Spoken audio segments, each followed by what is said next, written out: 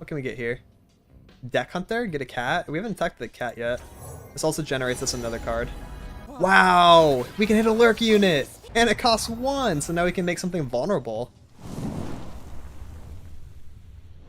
Hey, what's up? I got some more lore content for you guys. I've got my first deck from the new expansion to showcase, and that is the deck that I've already used to hit Diamond, Neeko Demacia. This deck aims to play very fast, swarming the board with a ton of early game units and attacking relentlessly over and over. It plays around different tribals, also known as subtypes, things like dogs, cats, birds, fae, and other stuff like that. So in a literal and gameplay sense, this is a zoo deck. I want to run through my card choices, explain why they're in the deck, and give you the knowledge to pilot the deck yourself. The code for the deck will be in the description below, along with the Mobalytics link. Before I get into the deck profile, if you're new, please consider hitting the subscribe button to stay up to date with my content. I also stream on Twitch often, so check me out over there if you're looking for live gameplay, and also consider visiting my Patreon if I've helped you on your lore journey. With that, I hope you enjoy this deck profile. And getting right into it, Neeko is shaping up to be my personal favorite champion from the new expansion. I think for me personally, it's a fun deck to play, it's very strong, and it also clicks with me. So I've been having a lot of fun, and I climbed from, plat after the season reset to diamond in just 2 sittings, about like 3 or 4 hours of gameplay. The main priority of the deck is to level Neeko as fast as possible, and to do that, we have to attack with 6 different subtypes, meaning we have to attack with like a dog, a cat, a bird, a fae, and 6 of them. So if we can manage to attack with 6 different ones over the course of the game, Neeko will level when she attacks, no matter what she is at the time. She can be a shapeshifter, which is actually a really important subtype in case we have to play her by herself and not as something, which I'll talk about in a little bit. Or, we might be able to play her as like a missing link. If we really need reptile to swing, we can disguise Neeko as a reptile and level her up, right? So this is the most important condition of the deck, and it's also the deck's build around. So her passive, might as well explain it before getting into the list, otherwise it won't make a lot of sense. We have to put the different subtypes into the deck and try to maximize our numbers so that we see a different amount of each one, right? So that way we can hit the 6 different subtypes. We can put in birds, cats, dogs, elnuks, which we don't run, fae, reptiles, and spiders into the deck during deck building. This allows us to break the region cap, and we can run these units from all the regions. So you'll see we have like Shadow Owls in here, we have like some Targon stuff, we're 2nd region Demacia, so we're gonna have stuff like that, and we're just like all over the place. That's the really fun thing about these Runeterran champions, is that we can break the region cap and just play things from everywhere. Getting into the list specifically, you can see that we are very aggressive in our curve, 1s and 2s, and then we have like some other stuff. But yeah, we're basically going to be playing all of our 1 and 2 drops and trying to win through their attack pressure. We have Bird here, 1 mana 2/1. When you summon another ally, grant me Challenger. Really good bird to attack with in the early game, so that's really important.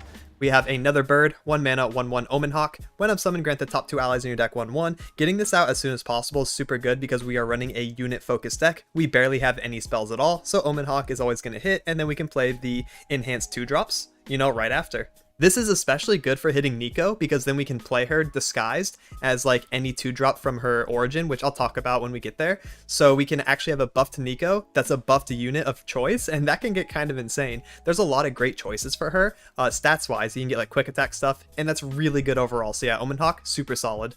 Next we have Precious Pet, who is a spider. Really important to have that different subtype there. 1 mana 2/1 Fearsome, really good at attacking the early game to get that subtype going.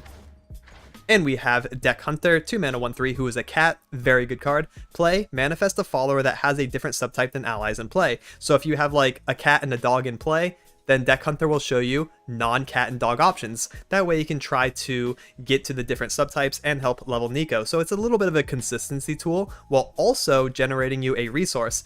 We can generate early game units, right? So that we can power curve. We can also generate some mid and late game units. That way, if we dump our entire hand, we can have, something to play in the late game. So it's really nice. It's kind of like Bandle City Mare in that regard when it comes to the generation. So really flexible and some really cool stuff you can get from Deck Hunter because you can hit things like Yordles and Weapon Masters and Elites, and it gets kind of crazy. There's a lot of stuff to choose from. Next, we have Frostcoat Cub, who's a 2 mana 2/3 dog. So pretty good to play in the early game, but also can play in the late game as well. It doubles up which is really nice. So if you open like Frostcoat Cub, you can play it early. If you draw into a second one later, it's not just a 2-drop. You can play it as a big Overwhelm unit for turn 6. And that's really nice because we have a lot of attack pressure. So Overwhelm can definitely get you some lethals. Grandfather Fae, a really good Fae choice. People are playing the Portal card over Grandfather Fae, but I don't think that's as good. I think Grandfather Fae generating you an additional resource, that's another Fae, and also you can attack with the Owlcat if you want to keep Fae back. And, you know, it's just like overall really good. If you open multiple Grandfather Faes, then you're on multiple Owlcats and you can play like a swarm strategy. So yeah, that definitely comes up, and I think it's just overall better than the Portal guy. So Grandfather Fae has not steered me wrong. I love this guy. He's super good. If he gets Mystic Shotted on summon because the opponent thinks it's a Neeko, which again we'll get to when we talk about Neeko, then we get to keep a Fae to attack with and have, you know, subtype attacking so that Neeko can turbo level. So really good, really nice for consistency. And now we're going to talk about Neeko. On play, you may disguise me as one of 3 2-cost followers from my origin. So you're shown 3 and you get to pick one. They are 2 costs that are birds, cats, dogs, Elnuks, Fae, reptile, spider. I don't think there's an Elnuk one. And there's also some exceptions to this rule, like you can't pick the Frostcoat Cub because like that's a selection card in and of itself, so you won't be able to play Neeko as like the 6-drop dog, so that's why it's not in the pool. But yeah, there's a lot of good stuff to choose from. The ones you primarily want to go for are the ones with the really strong on-play effects like Solari Sunhawk, or you want to pick one that basically fills out the subtype that you're missing. So if you've only attacked with like everything except for a bird somehow, then you can transform into a bird and that can help level her. Or you can also keep her as Shapeshifter if you've already attacked with everything and you really just need her to be Shapeshifter. You can choose if you want to disguise, or you can play her as is. So Shapeshifter is a unique tribe and that's really good for her. So to level her up, like we talked about before, attack, you've attacked with allies that have 6 different subtypes over the course of the game. She has to attack to level up. She does not level on summon, so that is important to think about, and that's a bit unique. So, on level, she is now a 3/3 elusive. She gains the elusive keyword, which is very strong. Attack, grant allies that have a subtype everywhere +1/+1. This includes herself, this includes everything else on your board since we are playing subtypes. So you get like rewarded for going wide, playing like 4 to 6 units, and then just AoE buffing them all. They also get buffed in hand and in deck, so as you keep drawing, you're not really running out of steam, you're still playing like really strong units after, and the opponent has to keep answering these big, wide, buffed attacks. So that's where Neeko can really edge out versus like slower mid-range decks, is that she can just keep pushing stats and you can keep playing more units, and it's really, really good. So Neeko becomes an elusive and wide buffed win con at the same time. Her champion spell is Neeko's Shape Splitter. Create an exact ephemeral copy of an ally, then swap them. Create a Neeko in your deck. So what this basically means is you target an ally, like let's say something is being Mystic Shotted, you can swap it with an ephemeral copy of itself. This is kind of cool because you can use it as like syncopation protection, but you can also do things that have on summon effects and get those too. Like for example, I targeted Garen, who I'm also running in this deck, and that gave me an additional +1/+1, and that's really cool. You can also do another Neeko and get like multiple attack buffs in, and all kinds of cool stuff. So yeah, pretty strong Runeterra spell. Of course, you cannot hard run this card because it is tied to Neeko, so you have to play second Neeko, and that's why it's such a strong tool. Next we have Puffcap Pup, who is another dog, 2-mana 2/2 quick attack, plant 3 poison Puffcaps. Really nice. Poison Puffcap lethal can come up actually. I would not doubt it for a second. I got pretty close a few times myself, so yeah, really good card.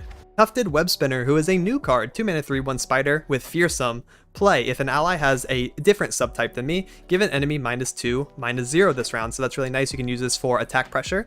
Put something below Fearsome blocking range and just swing with the spider. That way you get the subtype in. You can also use it defensively to stop some opponent strategies, slow them down a little bit as you develop the board. You can, you know, hit something that's quick attack so they don't want to attack you anymore. Really good, just versatile tool. I like him a lot. He's very cute as well. Spiders are like my favorite tribal, so he's just really cute. Look at him. He's so good. You got a little like eggy babies. That's kind of creepy. But yeah, really good card. Next we have Anora and Fruip, which is the best card in the deck. Dare I say, the best card in the entire expansion, and we are going to be abusing this. 3-mana 2/2, Anora and Fruip. Allies that have a different subtype than other allies in play cost 1 less. So now you're playing 1-cost cards for 0, as long as it's not a shared subtype with something that's already on the board. And Anora and Fruip also don't count itself, which means you can play the first Anora and Fruip for 3, and then your second one will cost 2, and then anything that you play from hand that's a different subtype will be a -2 cost, and since our entire deck is 2 costs, we're basically playing our whole hand for free. Then we can play like the big Overwhelm cat, which we'll talk about very shortly, as like a 2-mana cat, and it's going to be a big Overwhelm unit, and it's really scary. So when you cheat mana in this game, it's absolutely busted because the amount of things you can do for little actions while the opponent is like trying to keep up, it's pretty much impossible. So yeah, Anoran Fruit, really broken. Best card in the expansion by far. Next, we have Bonehide Tritail, another very strong card, 4 mana 3/2 Overwhelm. When I'm summoned, grant me 1/1 for each different subtype other allies have. So if you're going like with a wide board and everything is super cheap in your hand, you can play out like 3 cards and then play Tritail, and boom, you have like a 7 or 8 attack Overwhelm unit, and it's just not chill. It's not balanced. It's not fair. It's really hard for the opponent to deal with. Over the course of the next 2 attacks, you will be winning the game through this Overwhelm. Big boned cat stat beat stick, right? He's insane. It's absolutely bonkers. Next, we have Garen, who's an elite. That is a unique tribal. We can actually use that to level Neeko as well. And he also satisfies a win con for us, in which if we are developing super wide board, AoE +1 is super good. So yeah, when I'm summoned, give other allies 1/1 this round. We can use that to push. If Neeko is leveling, that's going to be another 1/1. So you essentially just made like 5 to 6 units +2/+2 on the open attack. And that's just kind of insane. It's really, really good.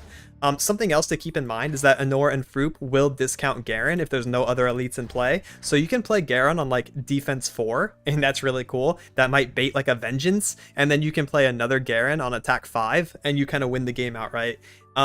So yeah, Garen can be 4 mana, and that's not chill at all.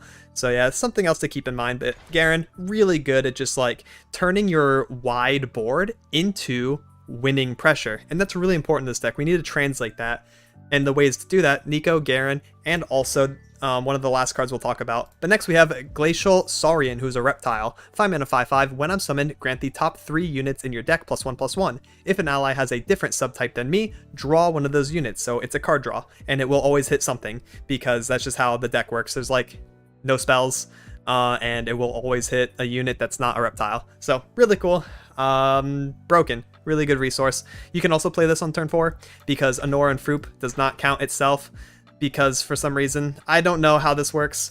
So yeah, you can play Saurian for 4 mana as well, because I don't know, it's kind of just not fair. So yeah, that's really good too.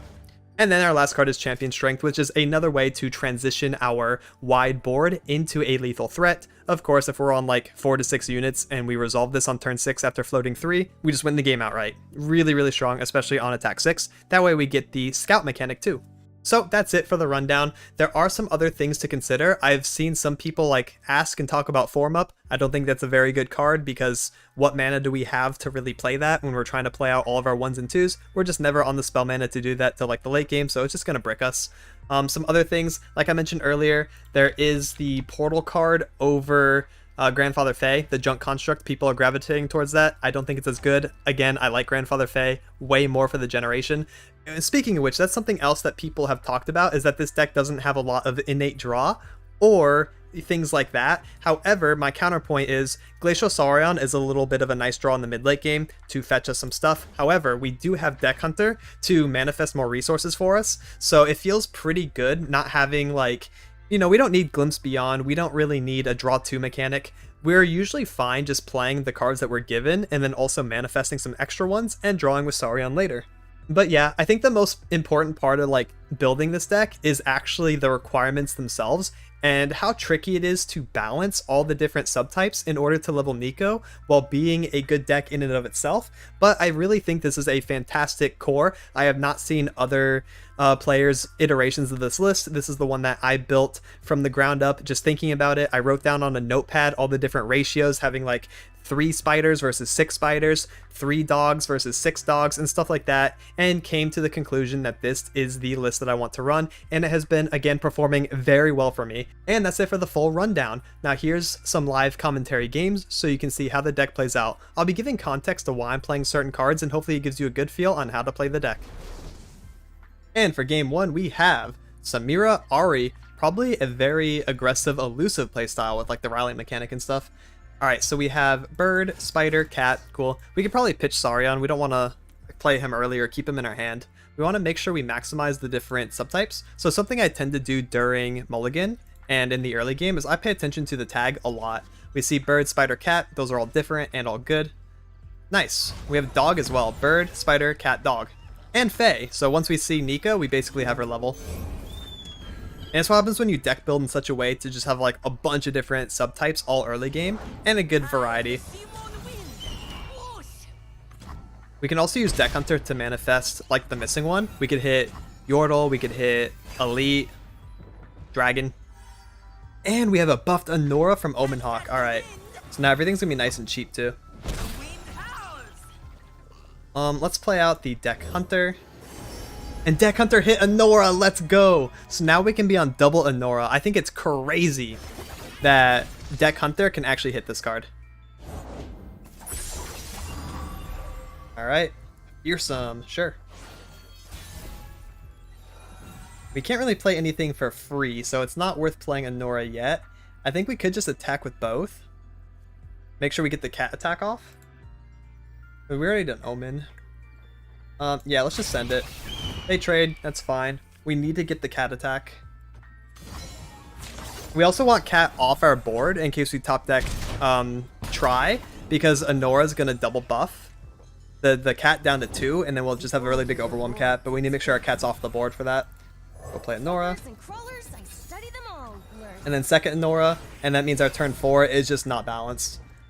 We can play out our entire hand as much as we want. Samira. Alright. How about -2? No Samira for you.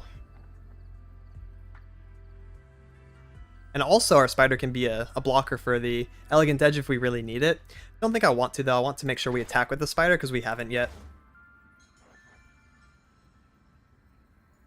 I'm down to block with Omen Hawk if I can though. They're not really letting me since they are elusive. Alright. Second Anora and Fruit. Now our units are double discounted. So we can go ahead and play Grandfather Fae. We don't want to play Cub yet. I'm going to play Cub as Overwhelm unit since that's what the hand calls for.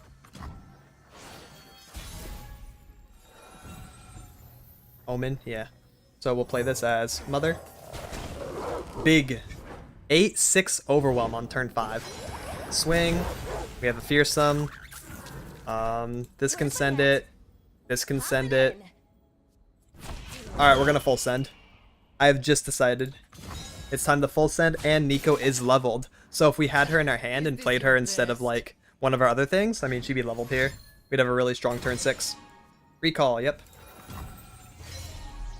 A new species. Or I mean turn 5.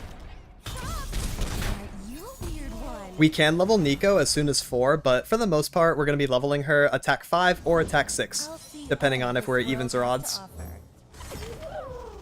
Owlcat, because we can. Also down to play the Omen. Nice. They're on both champions, which is a bit annoying. If we're on a champion, I mean, we would just straight up win.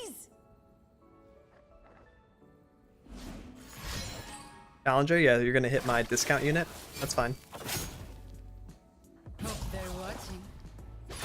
Yep. And we can just chump block the Ahri with an Omen Hawk. Not bad.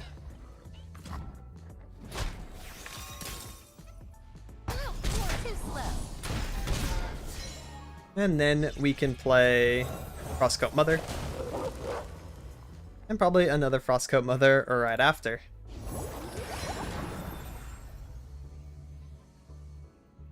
And if we win, you know, it's off the back of having no champions so far.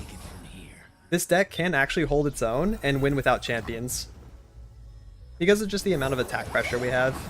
Of course, Neeko, Garen, or Champion Strength are also super nice for us, but hey, maybe we get there just through big overwhelm.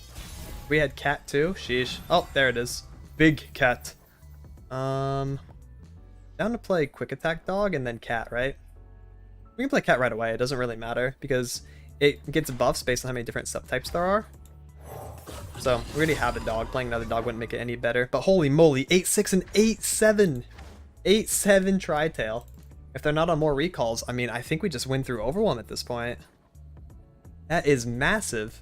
They also need to play a card to level Samira, and then they get a Fearsome blocker. My kind of girl. Yep. Gorgeous and dead. Just when you thought you'd seen it all. I'm surprised they didn't flare first to give that fearsome.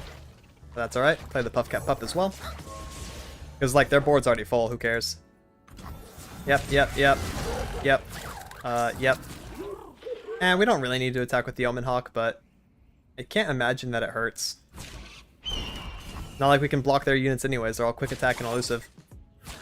Yep, send high HP here. Still very dead. The chase is on. Cool. I got chump blocked. You cannot escape. Nice, we killed the elusive. Alright. What a shame. Aha! Full blocking. Dead exact lethal. Have to come up with something in hand. No, they don't got it. No more Will of Ionia, so we just went out. Big overwhelm win con there.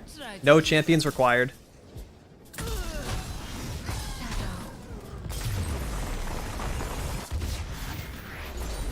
Alright, for game 2 we have Evelyn.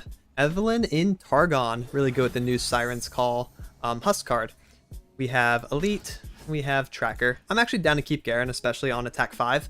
Anor and Fruit means we can play him for 4 mana, so that's really nice. Oh, this is a really good hand. Turn 1, turn 2, Reptile. That's gonna cheapen everything. Garen after.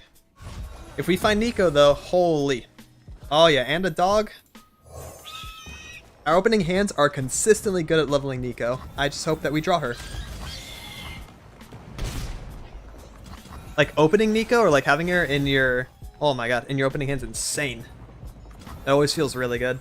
I'm down to play the Puff Cat Pup actually. I feel like that's like really good attack pressure, especially since I can open and then play the Anor and Fruit after. Because I don't want to, you know, have to trade if I... Actually, it's kind of fine to do. Against Evelyn specifically, I really don't mind if they try to develop something on 3 because I can attack into a Husk with Fleet Feather Tracker. Croakers and crawlers, I study them all, Lurs. If they play something, I can full attack with everything, and that will be, you know, 3 tribes for Neeko out of 6. And, I mean, they could develop something in Hate Spike, but I'll already get the attack off. Like the insect you are. Yep, I'm killing the Husk. It's really important to kill the Husk on turn 3, so Evelyn can't come down leveled on attack 4. So that's what we're going to do. If they want to trade Dami for my Anor and Fruit, that's fine. They do not want to trade it. Because I want to make sure I attack with the Lizard. The Reptile. Because if we draw Neeko, now she's just basically going to level. Aha! That's Neeko! Evelyn, yep. Naked Evelyn. No Husk. Good. We'll play Grandfather Fae.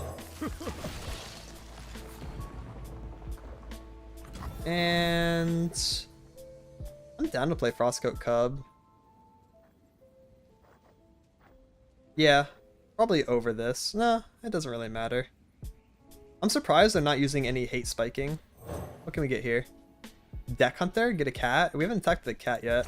This also generates us another card. Wow! We can hit a lurk unit!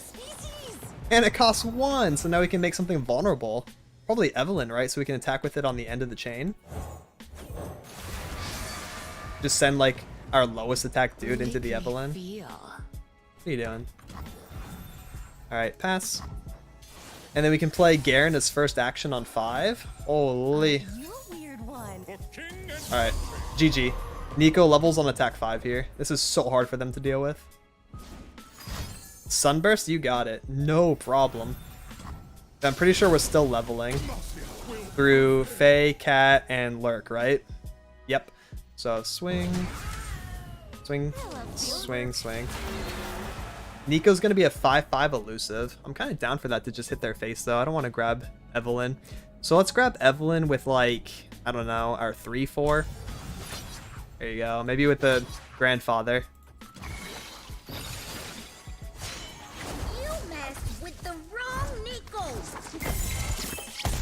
Huge. And then we get the wide attack buff on everything. But yeah. Instead of playing like Hungry Owlcat, I don't want to give them another defensive action to play like Vora or something and level Evelyn, so that's why I just went with the open attack here. Got him. And for the final game, we have Karma Sett, who kind of shoots all of our stuff on summon, so it's actually kind of annoying to get our attack calls in to level Neeko. It kind of makes me want to keep double Precious Pet at that point, just so I have double Spider. It's rough though. I'm gonna get rid of it. We'll do Omen, and then we can do Grandfather Fae. Grandfather Fae might get Mystic Shotted or High Noted, then we can attack with our Owlcat. Oh, we're on 2 Grandfather. Omen Hawk 1. Make sure we get the buffs going, so our units can be a bit tankier. If we hit Neeko, then she'll die less likely, you know, less often to the PNZ stuff that's going on. So, let's see what we hit. We hit Grandfather Fae, we're playing that. 2 mana, 2/3, we're on triple Grandfathers. Hey, yo. Elusive unit, cringe. Can't really deal with that. But they also can't deal with my Grandfather. He is kind of big. I'm pretty sure I'm going to do Owlcat Precious Pet though. Omen, number 2. Oh, that changes things. Let's do triple 1-drop. Omen, Owlcat, Precious Pet. I guess it could be Owlcat first, so that if he gets killed, we'd still get the buff. 5 mana formula, that's balanced. Owlcat. Yeah, because he could have gotten Aftershocked. Too late now. Now I got the buff. Precious Pet. And then I'm going to full send it. Very balanced turn 3 development. And we're just going to stay wide. We can just win through like Garen and attacking over and over. We can never resolve champion strength because they are Ionia. So that's a bit cringe, but we should be able to just outstat. We're tanky and we can generate a bunch, which means the PNZ removal is slightly less valuable. There's our champion strength. That's just a dead card, unfortunately.